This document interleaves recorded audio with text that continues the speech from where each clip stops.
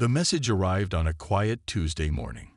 In the control room of Earth's Deep Space Listening Array, operator Tom Wilson nearly spilled his coffee when the sensors lit up like a Christmas tree. The signal was unlike anything they had ever seen before.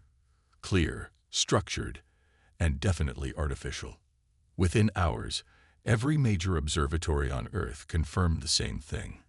This wasn't a random burst of cosmic radiation or a pulsar spinning in space. This was a message, and it was aimed directly at Earth. Admiral James Thompson stood at the window of the Global Defense Council's emergency chamber, his weathered hands clasped behind his back. Through the bulletproof glass, he could see Washington, D.C. sprawling below, its citizens going about their daily lives, unaware that everything was about to change. "Play it again," he ordered, his voice steady despite the tension in the room. Dr. Mark Reed, the lead scientist, nodded and pressed a button. The holographic display in the center of the room flickered to life, showing a complex pattern of signals. "The message repeats every 12 minutes, Dr. Reed explained, pointing to the scrolling data. "We've decoded about 60% of it. It contains star charts, coordinates, and—" He paused, looking uncomfortable, what appears to be a warning. The room fell silent. Around the circular table sat representatives from every major nation on Earth, their faces illuminated by the blue glow of the hologram. "A warning?" General Lisa Parker leaned forward, her eyes narrowing. "What kind of warning?" Dr. Reed cleared his throat. "The message states that Earth has been under observation for the past 50 years. We're being evaluated." Admiral Thompson turned from the window. "Evaluated for what?" "Threat assessment." Dr. Reed's words hung heavy in the air. "The message is from something calling itself the Galactic Federation. They've been watching us, studying how we develop, how we handle conflicts, how we treat our planet. They've designated Earth as potentially dangerous." A murmur of concern rippled through the room. The Chinese representative spoke up, his translator working quickly. "Are they threatening us?" "No." Dr. Reed shook his head. "It's more like a heads up. They're telling us they're coming to conduct a final evaluation. The coordinates in the message point to multiple locations in our solar system. They're going to test us." Admiral Thompson walked to the center of the room, his footsteps echoing on the marble floor. The hologram cast strange shadows across his face as he studied the decoded message. "How long do we have?" Based on the astronomical data included, Dr. Reed consulted his tablet. 18 months. The Russian representative slammed his hand on the table. 18 months to prepare for what? A test? An invasion? Both? Neither. We don't know. Admiral Thompson's voice cut through the rising panic. "But I'll tell you what we do know. For the first time in human history, every person in this room represents a nation that has the same enemy, the same goal, and the same choice to make." He looked each representative in the eye. "We can panic, point fingers, and waste our time arguing about who gets to make the decisions, or we can do what humanity does best: adapt, prepare, and survive." The room grew quiet again, but this time the silence held a different quality. It was the silence of people realizing their petty differences meant nothing compared to what they faced. "Dr. Reed," Admiral Thompson turned to the scientist, "how many people outside this room know about this message?" "Just my core team at the array. 20 people, all with top security clearance." "Good. Let's keep it that way." Thompson straightened his uniform. "Ladies and gentlemen, as of this moment, we are at war. Not with aliens, not yet. We're at war with time, with our own limitations, and with the very idea that humanity isn't ready for this." He smiled, but there was steel in his expression. "They want to evaluate us. Fine. Let's give them something to evaluate. But we do it our way, quietly, carefully, and with every trick we've learned from thousands of years of surviving on this planet." The Indian representative raised her hand. "And if they're hostile?" Admiral Thompson's smile widened slightly. "Then they'll learn what every empire in human history learned the hard way. Never corner something you haven't fully understood." As the meeting continued into the night, satellites tracked the usual patterns of stars above Earth. But somewhere out there, something was coming, and humanity had 18 months to prepare their answer. 3 months had passed since the alien message, and deep beneath the Rocky Mountains, the world had changed. The underground base, known simply as the Nest, hummed with activity. Workers moved through brightly lit tunnels, carrying equipment and checking monitors, while military personnel from dozens of nations trained together in massive underground chambers. Dr. Anna Wells stood in her laboratory, staring at the shimmering blue field floating between two metal pylons. Her tired eyes reflected the gentle glow as she made another adjustment on her tablet. The shield flickered, strengthened, then stabilized. "Try it now," she called out to her assistant. A robotic arm swung down from the ceiling and fired a concentrated energy beam at the shield. Instead of being absorbed or deflected, the beam curved back toward its source, missing the robot by inches. Dr. Wells smiled for the first time in days. "Record that. Test number 847 successful." Above her lab, in the command center, Commander Robert Stone watched dozens of screens showing similar facilities around the world. Underground bases had been built or expanded in the Urals, the Himalayas, the Sahara, and the Australian outback, each one carefully hidden from any watching eyes in space. "Status report," he ordered, his voice carrying across the busy room. A young officer stepped forward with a tablet. "Sir, Phase 1 is complete in all locations. The Chinese finished their base yesterday, right on schedule. The Russians are ahead of schedule, and the European facility under the Alps is fully operational." Commander Stone nodded. "And the surface preparations?" "Going exactly as planned, sir. We're maintaining normal patterns of activity. Satellite images show nothing unusual. As far as anyone watching from space can tell, we're just going about our daily lives." That had been Admiral Thompson's masterstroke, the plan to hide their preparations in plain sight. Old military bases stayed active on the surface, running obvious drills and exercises. Meanwhile, the real work happened underground, invisible to prying eyes. In Training Room 6, soldiers from 20 different nations ran combat simulations together. Language barriers had melted away, replaced by a simple, efficient system of hand signals and basic commands everyone could understand. They trained with both conventional weapons and the new devices Dr. Wells and her team were developing. "Again," shouted the instructor as the squad faced a holographic alien ship. "Remember, we don't know their weak points yet. Focus on adaptation and survival. They may be advanced, but they've never fought humans before." In another part of the Nest, Tom Wilson, the same operator who had first detected the alien signal, now worked with a team monitoring space around Earth. They had launched hundreds of tiny satellites, disguised as space junk, creating an invisible web of sensors around the planet. Movement near Jupiter, one of his teammates called out. "Another probe, same type as yesterday." "Track it, but don't react," Wilson replied, following the new protocols. "Let them think their scouts are undetected."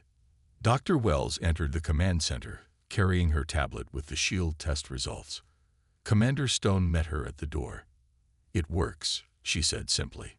"We can turn their own energy weapons against them." Stone allowed himself a small smile. "How soon can we scale it up?" "Give me 2 months.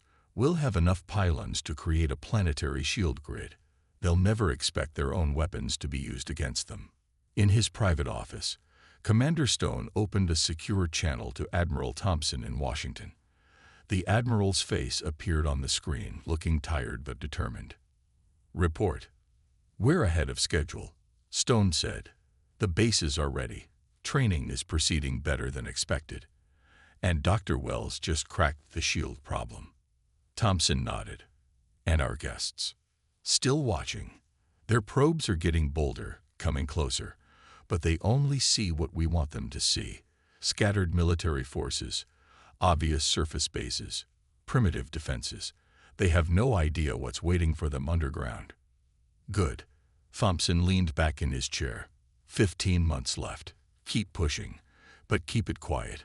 Remember, we're not just preparing for a fight. We're preparing a surprise party." As the call ended, Stone looked at the giant map showing all their hidden facilities around the world.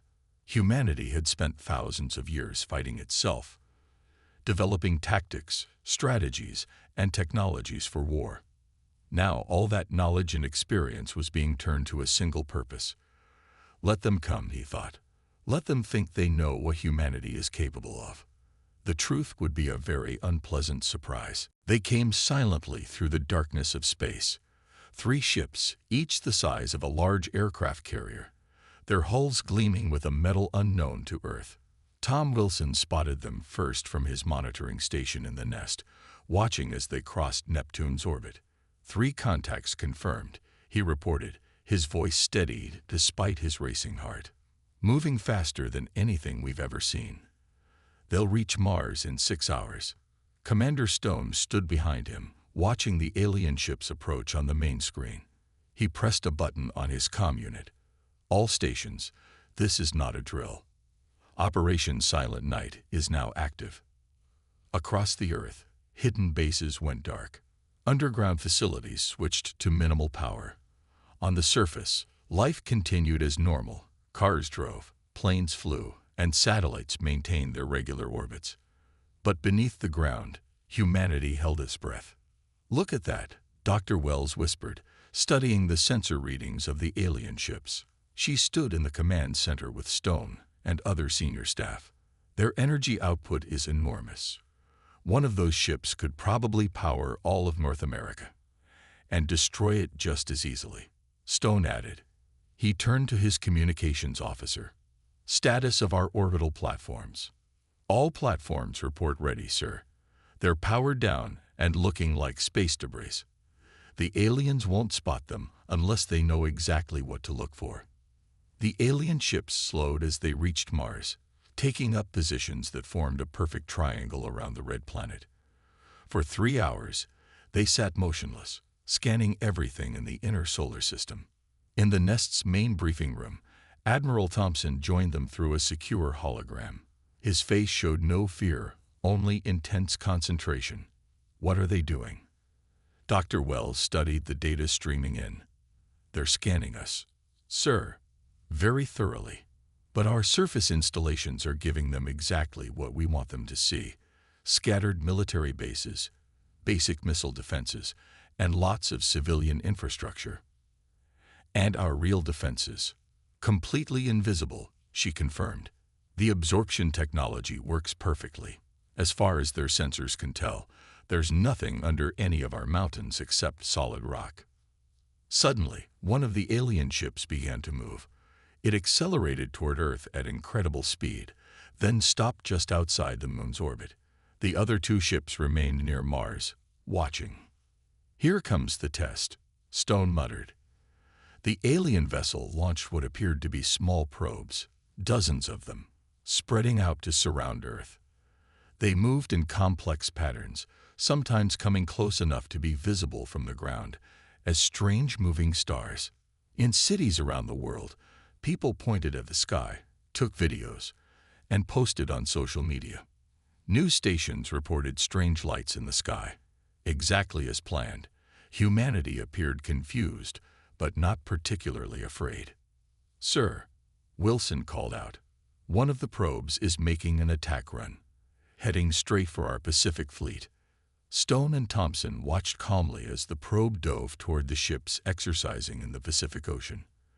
At the last moment, it pulled up, its sensors recording every detail of the fleet's reaction, which was exactly what you'd expect from a primitive species. Radar tracking, radio chatter, and ships turning to face the threat. What the probe didn't detect was the advanced tracking system hidden beneath the waves, recording every detail of its flight path and capabilities. More test attacks followed. The probes targeted military bases, power plants, and major cities. Each time, Earth's response was the same: obvious panic on the surface, with regular military forces reacting exactly as a species that had never seen alien ships would react. "They're testing our response times," Stone observed. looking for patterns in our defenses, and finding exactly what we want them to find. Thompson added, outdated missiles, predictable strategies, and apparent technological weakness. After 12 hours of probing Earth's defenses, the alien ship rejoined its companions near Mars. The three vessels hung there, like predators watching their prey. In the Nest's command center, Wilson decoded their transmissions. "Sir, they're sending a message back to their fleet. I'm running it through the translator now." Everyone waited as the computer processed the alien language. Finally, words appeared on the screen. Targessessment complete. Species seshovus minimal advancement. Defensive capabilities limited to atmospheric engagement. No evidence of unified planetary defense. Recommend immediate intervention with FUL fleet. Admiral Thompson smiled grimly at the message. Well done, everyone. They fell for it completely. He looked around the room. Now the real test begins, not for us, but for them. Deep underground, humanity's real defenses hummed quietly, waiting. Above ground, people went about their lives, unknowingly playing their parts in the greatest deception in human history. The trap was set. Now they just had to wait for their visitors to spring it. 1 month after the scout ships left, Earth's hidden sensors detected massive fleet movements near Jupiter. Commander Stone stood in the Nest's command center, watching as hundreds of alien warships emerged from what appeared to be a fold in space itself. 327 ships. Tom Wilson reported from his station. Much bigger than the scout vessels. They're forming up near Europa. Dr. Wells rushed into the command center, her tablet displaying new readings. The energy signatures are off the charts. Each of those ships could level a continent. Good thing they won't get the chance, Stone replied calmly. He turned to his communications officer. Status of our stealth fleet. All ships maintain position behind Mars, sir. The mineral dust clouds are hiding them perfectly. The aliens haven't detected a thing.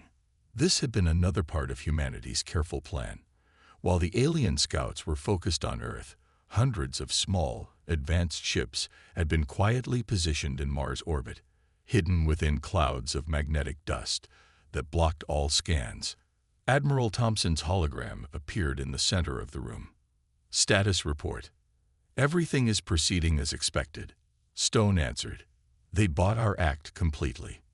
The invasion fleet is exactly where we predicted they'd gather. And the planetary shield. Dr. Wells stepped forward. Final tests completed yesterday.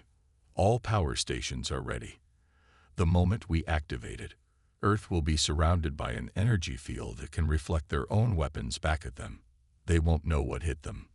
Throughout the underground base, soldiers and technicians worked with quiet efficiency. Years of training had prepared them for this moment. In similar facilities around the world, humanity's real military force waited silently. The alien fleet began to move, spreading out in a classic invasion formation.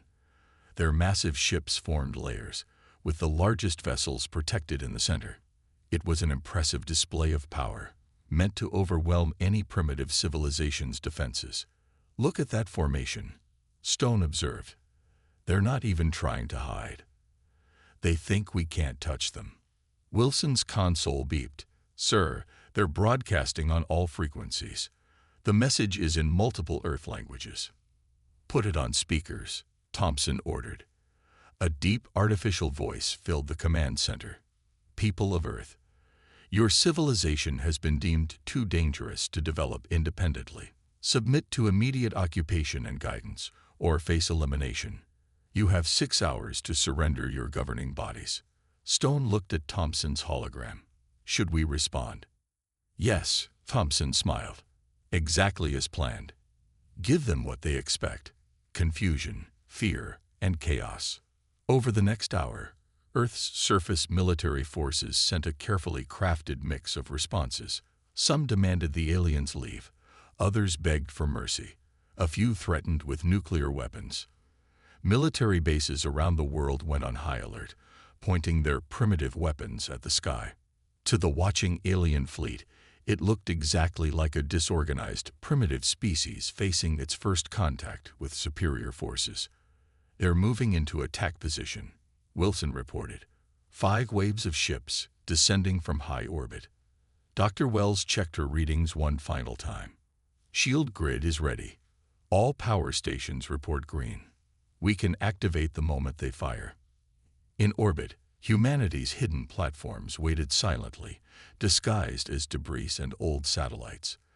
The stealth fleet behind Mars powered up their engines, ready to strike from behind.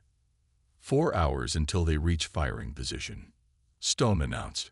"All facilities, final checks. Remember, we only get one chance at this." Admiral Thompson looked around the command center. "Ladies and gentlemen, in 4 hours, we're about to teach an advanced alien civilization why you should always do your homework before picking a fight." Deep underground, in bases scattered across the planet, soldiers checked their weapons one last time. Engineers monitored power levels. Scientists fine-tuned their instruments. Everything they had worked for came down to the next few hours. "Sir," Wilson called out, "I'm picking up energy spikes. They're charging weapons." "Perfect," Stone replied. "Let them come a bit closer. Let them think they've got us exactly where they want us." As the alien fleet descended toward Earth, they remained completely unaware that they weren't the hunters in this scenario. They were the prey. Humanity's trap was about to snap shut, and the galaxy was about to learn a valuable lesson about underestimating the human race. The alien fleet filled Earth's sky like a swarm of metal stars. Their massive ships blocked out the sun in many places, casting dark shadows over cities below. On the surface, people stared upward in apparent terror, playing their parts perfectly. In the Nest's command center, Commander Stone watched the main screen with steady eyes. "Time to firing range." 2 minutes. Tom Wilson answered, his fingers flying over his console. "Their weapons are fully charged. Energy readings are massive." Dr. Wells stood by her control station, hand hovering over the shield activation switch. "All power stations report ready. Shield grid can activate in less than a second." The alien fleet's commander broadcast one final message. "Your time has expired. Your species has chosen extinction. We will cleanse this world and start anew." Admiral Thompson's hologram nodded to Stone. "Give them their response." Stone pressed a button, sending out Earth's last message. A jumble of panicked transmissions, desperate pleas, and useless threats. To the aliens above, it sounded like the final chaos of a doomed civilization. 30 seconds to weapon range," Wilson called out. In hidden bases around the world, soldiers and technicians waited in silence. Years of preparation came down to these moments. Humanity's trap was set. All they needed was for the aliens to spring it. "Enemy ships launching first wave of energy weapons," Wilson reported. "Impact in 5, 4, 3, 2. Now," Stone commanded.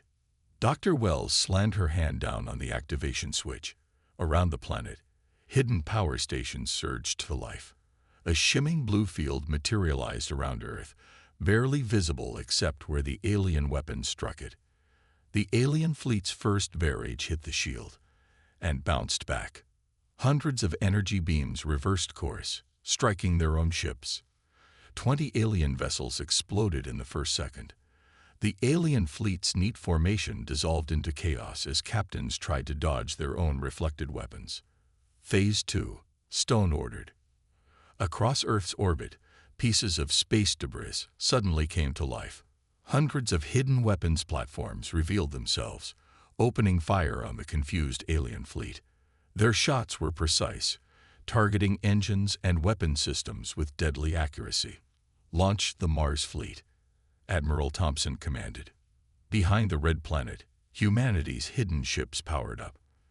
They streaked toward the alien fleet's exposed rear.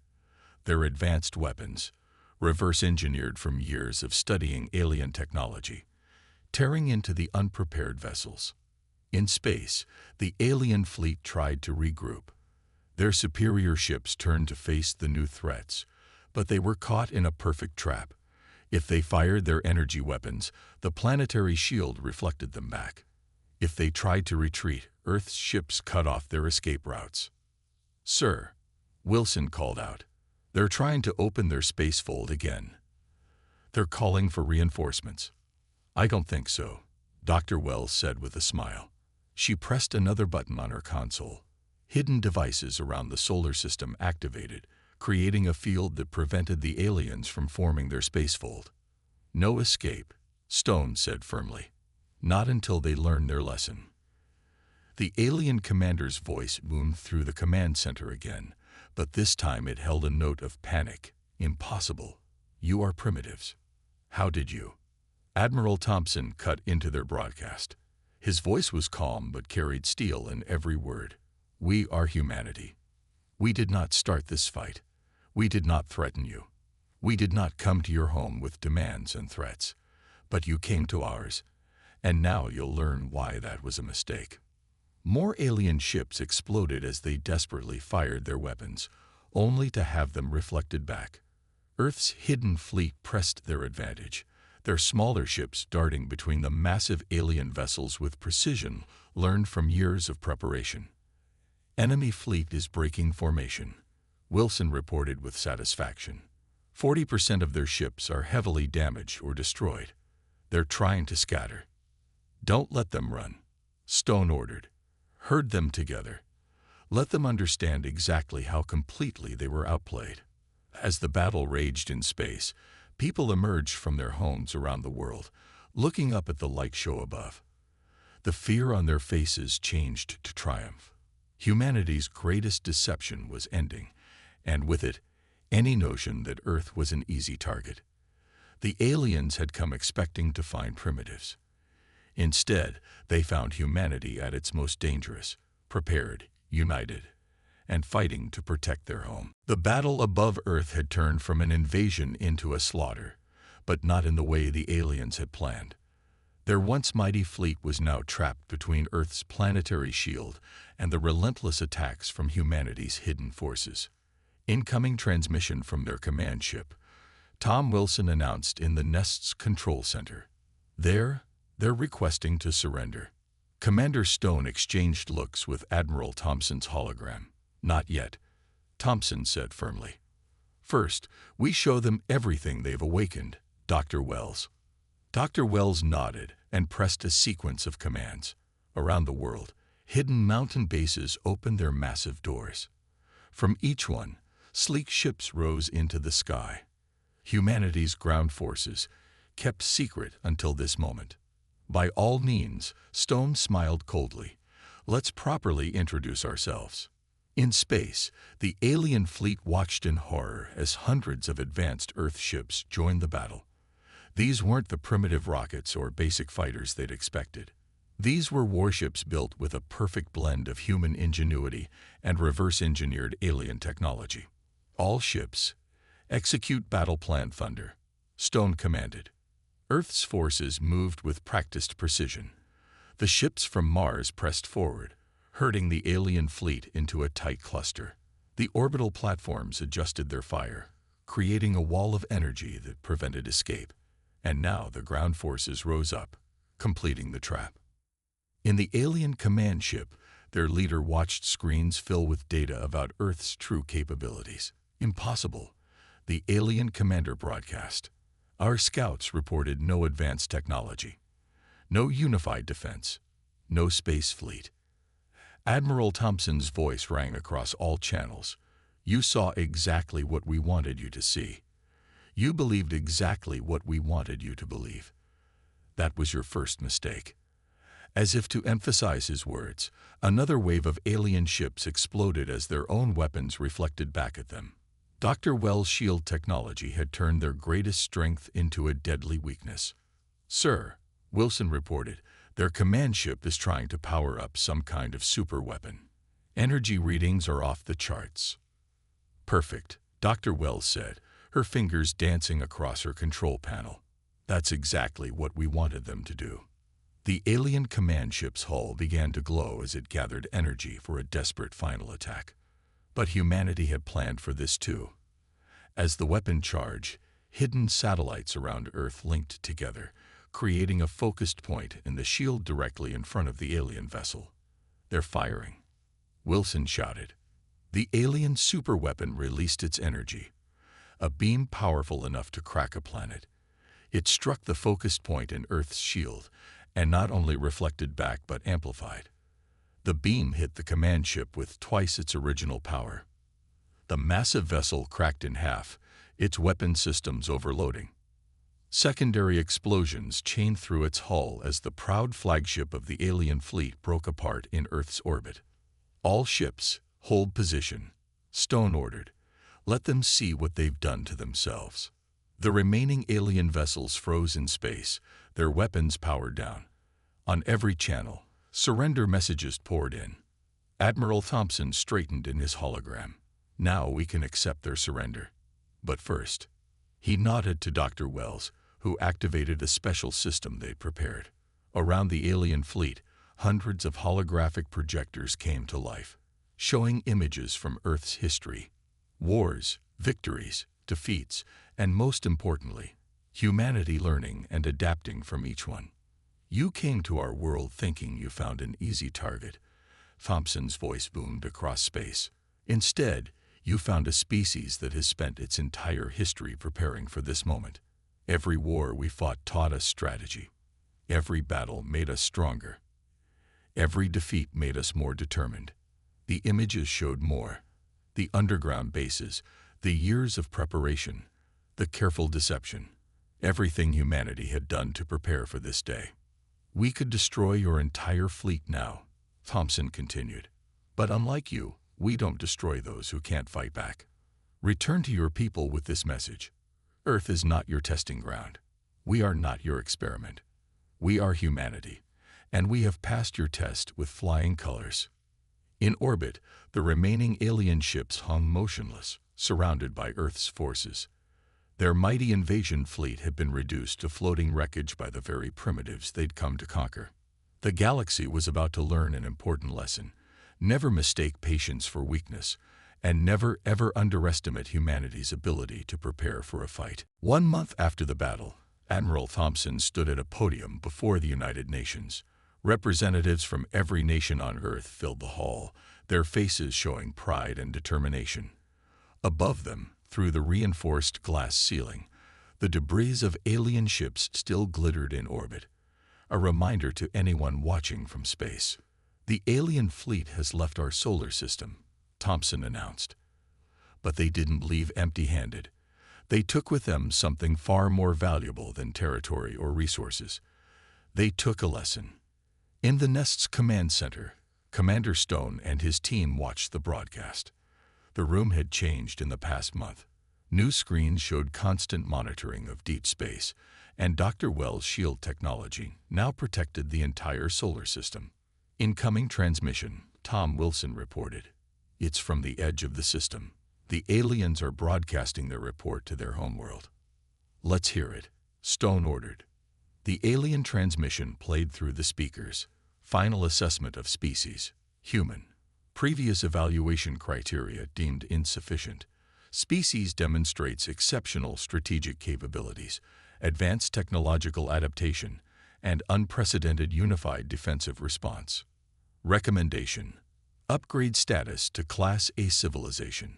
Warning: direct conflict not advised." Dr. Wells smiled at her console. "They really didn't see it coming, did they?" "That was the point," Stone replied. "The best card is the one you keep hidden until the right moment." On the screens, they watched the last alien ships disappear into deep space. But they weren't running away in fear. They were carrying humanity's message to the galaxy. At the UN, Thompson continued his speech. "For centuries, we fought among ourselves. Nations against nations, ideologies against ideologies. But in doing so, we learned, we adapted, and most importantly, we prepared. When the real threat came, we were ready." He gestured to the various world leaders present. Today, we announce the formation of the Earth Defense Alliance, not because we seek war, but because we have learned that peace comes through strength and unity. In orbit, Earth's new fleet patrolled openly. The ships were no longer hidden behind Mars or disguised as debris. They flew proudly, their hulls bearing the flags of all nations alongside the new Earth Defense Alliance symbol. "Sir," Wilson called out, "we're picking up signals. Lots of them. From all over the galaxy." Stone moved to his station. "What kind of signals?" "Diplomatic ones. It seems our little demonstration has attracted attention. At least 30 different alien civilizations are requesting communication. Some are offering trade agreements. Others want defensive alliances." Dr. Wells looked up from her work. "They're not seeing us as primitives anymore. They're seeing us as equals." "No," Stone corrected her. "They're seeing us as something to respect. And that's exactly what we wanted." At the UN, Thompson reached the end of his speech. "To any civilizations watching Earth, here is our message. We did not seek this conflict. We do not want war. But make no mistake, we are ready for it. Earth is not a target. Humanity is not your experiment. We are not here to be tested or judged." He paused, his voice growing stronger. "We are humanity. We turn our weaknesses into strengths. We learn from every defeat. We prepare for every possibility. And if you come to our home with threats and demands, you will learn what countless others throughout our history have learned. Never corner something you don't understand." In deep space, the alien fleet limped home, their mighty armada reduced to a fraction of its original size. But they carried with them videos, data, and stories that would spread across the galaxy. Stories of how a supposedly primitive species had orchestrated the perfect trap, how Earth's apparent weakness had been its greatest deception. Back in the nest, Commander Stone made a final entry in his log. "Today marks a new chapter in human history. We step into the galactic community not as newcomers to be tested, but as equals to be respected. Our deception was not born of fear, but of wisdom.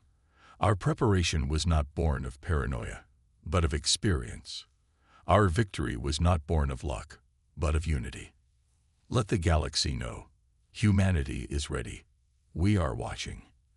And we will always, always be prepared." Above Earth, the sunrise painted the sky in brilliant colors. But now, everyone who looked up knew something different. Those weren't just stars up there. They were reminders that humanity had taken its place among them, not as subjects to be conquered, but as a civilization that had earned its right to stand among the greatest in the galaxy. The test was over, and humanity hadn't just passed.